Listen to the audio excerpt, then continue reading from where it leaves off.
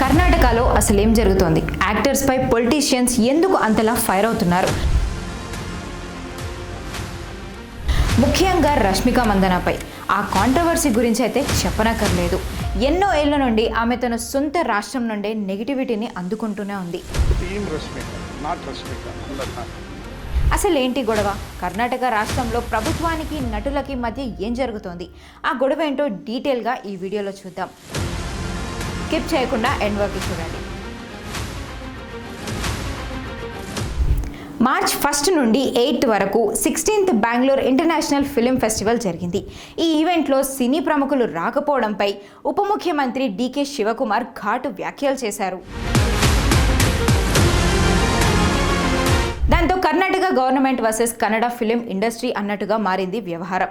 Bengaluru film festival inauguration ఈవెంట్లో కేవలం 10 మంది ప్రముఖులు మాత్రమే ఉన్నారు. ఇది మా ఫ్యామిలీ ఫంక్షన్ కాదు, ఇండస్ట్రీకి సంబంధించిన ఈవెంట్. యాక్టర్స్, ప్రొడ్యూసర్స్, డైరెక్టర్స్ రాకపోతే ఇంకెవరు వస్తారని కామెంట్స్ చేశారు డీకే శివకుమార్.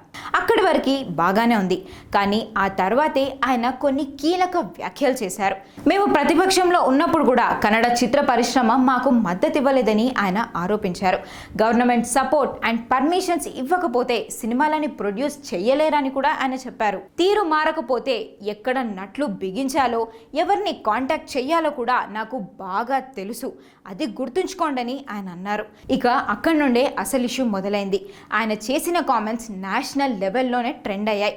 మరి ఈ ఇష్యూలో స్పెషల్గా రష్మిక మందన పేరు మాత్రమే ఎందుకు వినిపిస్తోంది? అంటే ఇండస్ట్రీ మొత్తాన్ని వదిలేసి కేవలం రష్మికని మాత్రమే గవర్నమెంట్ ఎందుకు టార్గెట్ చేసింది? హైదరాబాద్లో జరిగిన చావా సినిమా ప్రీ రిలీజ్ ఈవెంట్లో రష్మిక ఐమ్ ఫ్రమ్ హైదరాబాద్ అని అన్నారు. అంతే, ఆ ఒక్క మాటకి కన్నడ రాష్ట్ర ప్రజలకి, రాజకీయ నాయకులకి కోపం వచ్చేసింది.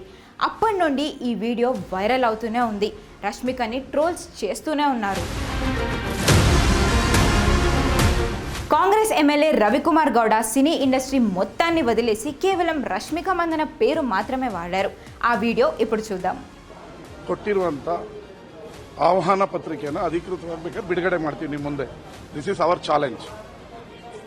ಈ ಮಂಡಾಟ ಆಡೋದು ಬಿಟ್ಟು ಈಗ ನಾವು ಅನುಷ್ಕಾ ಶೆಟ್ಟಿ ಬಗ್ಗೆ ಮಾತಾಡಲ್ಲ, ಶಿಲ್ಪಾ ಶೆಟ್ಟಿ ಬಗ್ಗೆ ಮಾತಾಡೋದು. ಅವರು ಕನ್ನಡ ಸಿನಿಮಾ ಇಂಡಸ್ಟ್ರಿಯಿಂದ ಬೆಳೆದು ಹಿಂದಿಗೆ ಹೋಗಿಲ್ಲ. ಅವರು ಹಿಂದಿ ನಮ್ಮ ನೆಲದ ಹೆಣ್ಮಕ್ಳು, ಅವರೆಲ್ಲ ಅಲ್ಲೇ ಬೆಳೆದು ಅಲ್ಲೇ ದೊಡ್ಡವರಾಗಿದ್ದಾರೆ. ಅವ್ರು ಕನ್ನಡಕ್ಕೆ ಬಂದಾಗ ಒಂದೆರಡು ಸಿನಿಮಾ ಮಾಡಿದ್ದಾರೆ. ನಾವು ಹೇಳೋದು, ನೀವು ನಮ್ಮ ಕನ್ನಡಿಗರನ್ನ ಮೆಟ್ಲಾಗಿ ಹತ್ತಿ ಕನ್ನಡ ಕಾರ್ಯಕ್ರಮಕ್ಕೆ ಬನ್ನಿ ಅಂತ ಹೇಳಿದ್ರೆ ದುರಹಂಕಾರ ತೋರಿಸ್ತಾ ಇದ್ರು. ಅದರದ ವಿರುದ್ಧ ನನ್ನ ಕನ್ನಡಿಗರ ಧ್ವನಿ, not Ravikumar, not MLA, this is what I am spoking. ಇದು ಕನ್ನಡಿಗರ ಧ್ವನಿ. 100% ಮುಂದಿನ ದಿನದಲ್ಲಿ ಅಫಿಷಿಯಲ್ ಅದು ಇನ್ವಿಟೇಷನ್ ನನ್ನ ಕೊಟ್ಟಿರೋದನ್ನ ನಾವು ರಿಲೀಸ್ ಮಾಡ್ತೀವಿ. ಬಿಜೆಪಿಯವರು ಕೆಲವು ಶಾಸಕರು ಮತ್ತು ಹಿರಿಯ ಯೂನಿಯನ್ ಮಿನಿಸ್ಟರ್ ನಾಯಕರಲ್ಲ ರವಿ ಗಾಣಿಗ ಅವರು ರಶ್ಮಿಕಾ ಮಂದನ ಟಾರ್ಗೆಟ್ ಮಾಡ್ತಿದ್ದಾರೆ ಅಂತ. ಟಾರ್ಗೆಟ್ ಮಾಡಕ್ ನನಗೇನಾಗಬೇಕಾಗಿದೆ? ನಾನು ಮಂಡ್ಯದಲ್ಲೇನೋ ಫಿಲಂ ಫೆಸ್ಟಿವಲ್ ಮಾಡ್ತಾ ಇದ್ದೀನ.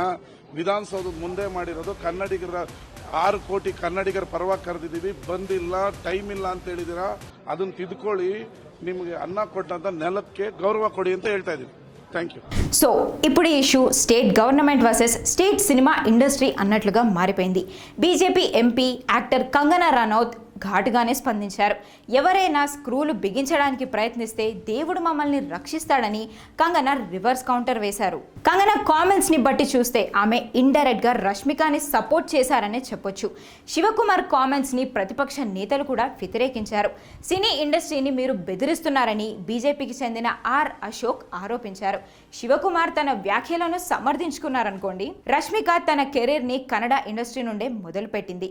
రిషబ్ శెట్టి డైరెక్ట్ చేసిన కిరాక్ పార్టీ సినిమాలో రక్షిత్ శెట్టికి జంటగా నటించారు. ఆ సినిమా సూపర్ హిట్ అయింది. ఆ సినిమా షూటింగ్ టైంలోనే రష్మిక, రక్షిత్ శెట్టి ప్రేమలో పడ్డారు. ఎంగేజ్మెంట్ కూడా చేసుకున్నారు. కానీ కొన్ని పర్సనల్ రీజన్స్ వల్ల వాళ్ళు 1 సంవత్సరంలోనే ఎంగేజ్మెంట్ని బ్రేక్ చేసుకున్నారు కూడా. జనరల్గా ఏదైనా ఇష్యూ అయి విడిపోతే ఎక్కువ ఎఫెక్ట్ అయ్యేది అమ్మాయిలపైనే. ఇక్కడ కూడా అదే జరిగింది. అప్పటి నుండే రష్మిక తన సొంత రాష్ట్రం నుండే బ్యాక్ స్లాష్ని ఎదుర్కొంటూ వస్తోంది. కానీ రష్మిక తన కెరీర్కి ఇంపార్టెన్స్ ఇస్తూ వరుస సినిమాలు చేస్తూ వచ్చింది. కట్ చేస్తే ఇప్పుడు ఆమె ఒక పాన్ ఇండియా హీరోయిన్. పుష్ప సినిమాతో రష్మిక రేంజ్ ఒక రేంజ్లో మారిపోయిందనే చెప్పొచ్చు. కానీ కన్నడ ఇండస్ట్రీ నుండి ఇండైరెక్ట్గా తనని టార్గెట్ చేస్తూనే ఉన్నారు. ఆ మధ్య రిషబ్ శెట్టి కూడా ఇండైరెక్ట్గా రష్మిక పైనే విరుచుకుపడ్డారు కూడా. ఆయన మాటలు అప్పట్లో పెద్ద దుమారాన్నే రేపాయి.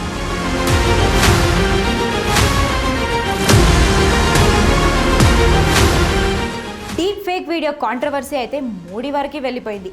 బ్యాక్ టు బ్యాక్ రష్మికకి సంబంధించి ఏదో ఒక కాంట్రవర్సీ ఎప్పుడూ జరుగుతూనే ఉంటుంది. ఇప్పుడేమో డైరెక్ట్గా కర్ణాటక ఎమ్మెల్యేని రష్మికని టార్గెట్ చేశారు. బెంగళూరు ఫిల్మ్ ఫెస్టివల్కి ఇండస్ట్రీ నుండి ఎవరూ రాలేదు. మరి ఎందుకు ఒక్క రష్మిక పేరు మాత్రమే వినపడుతోంది?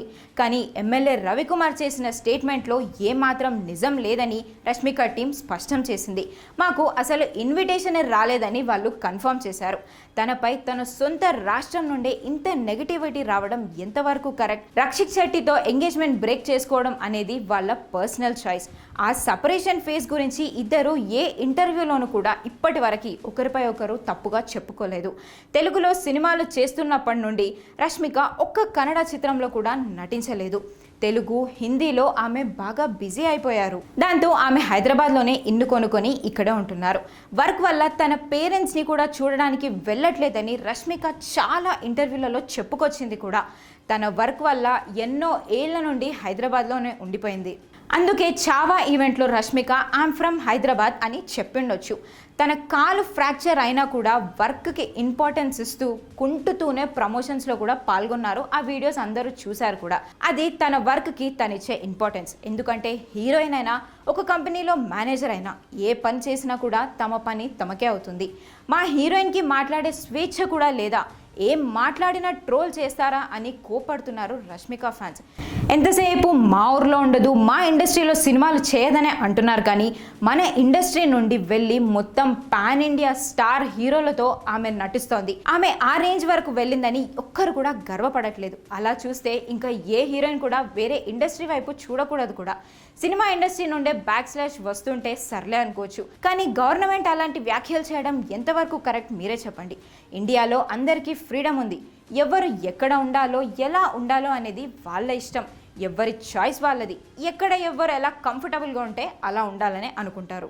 ఉమెన్స్ డే రోజు నేతలంతా మైకులు పట్టుకొని ఉమెన్ ఎంపవర్మెంట్, ఆడవాళ్ళు బయటకి రావాలి, మీకు మేము సపోర్ట్ చేస్తామని ఊరికే చెప్తూనే ఉంటారు. అవి మనం ఎవ్రీ ఇయర్ వింటూనే ఉంటాం. అలాంటి నాయకులే ఇలా ఒక హీరోయిన్ని టార్గెట్ చేయడం ఎంతవరకు కరెక్ట్ అనేది మీ ఆలోచనలకే వదిలేస్తున్నాం.